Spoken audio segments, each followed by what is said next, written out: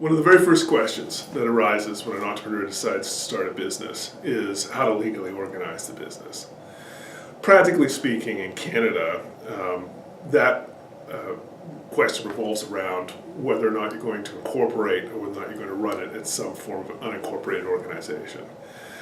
That is either what lawyers call sole proprietorship, which is you do nothing, or it is a limited partnership, where you enter into a lengthy limited partnership agreement. A limited partnership allows one partner to run the organization, called the general partner, and then various limited partners to contribute capital, but nothing else. They cannot in any way participate in the running of the organization.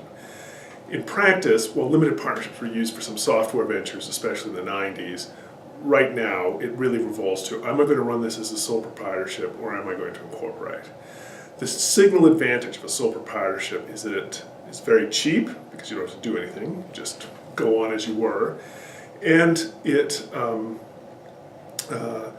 is advantageous from a tax standpoint because all the money you spend on your business can be deducted against your income, which is helpful if you've kind of got a job and you're funding the business yourself. Once you incorporate, all the money that goes into the corporation and is spent by the corporation is only available if the corporation makes profits, and many startups don't make profits. Against those advantages of a sole proprietorship, the principal advantages of incorporation are that you have limited liability. So as a practical matter, it's impossible to raise money from outsiders without a corporation. So even if you start a business as a sole proprietorship, if the business is at all successful, and if, like most growth companies, it needs to fuel its growth by bringing in outside capital, you're going to wind up incorporating anyways. The second advantage is it provides a platform for additional investors to come in. Not only is limited liability necessary if they're going to invest, no one wants to double down on a risky investment. They'll put their money in and they may lose their money, but they don't want anyone to come back to them looking for additional money if the business fails. So that's necessary. But the other thing it does is it gives you something shares, which is a kind of specie that you can use to structure an investment. Lawyers can structure investments in other ways and through other business entities, but people buying shares is the simplest way to bring outside capital into an organization, and it is by far the most prominent way of doing that. Corporations are legally robust. There are statutes, corporation statutes, that indicate what the various rights are of stakeholders in the company, what directors have to do, the standard of care that corporate officers have to display in handling other people's money, how the organization is supposed to work. There's case law behind those statutes that support that. And that entire body of rules about how this organization is supposed to operate would have to be recreated through contract using any other structure. And so it is generally much cheaper in the long run to go with a corporation than to try an unincorporated entity like a limited partnership, for example, where you actually need to have your lawyer draft all those rules. You kind of just inherit an enormous body of materials when you decide to incorporate.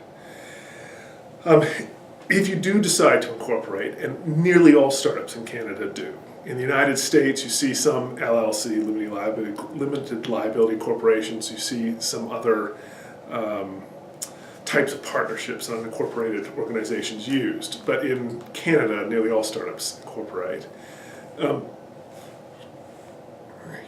Your principal goal, if you decide to incorporate, is to keep things as simple as possible. Don't, when you incorporate, have more than one or two classes of shares. Don't limit the number of shares that can be issued. Don't try to set out and have plain vanilla Class A common shares that allow one vote per share. Don't try to get fancy by adding various legal provisions into the shares.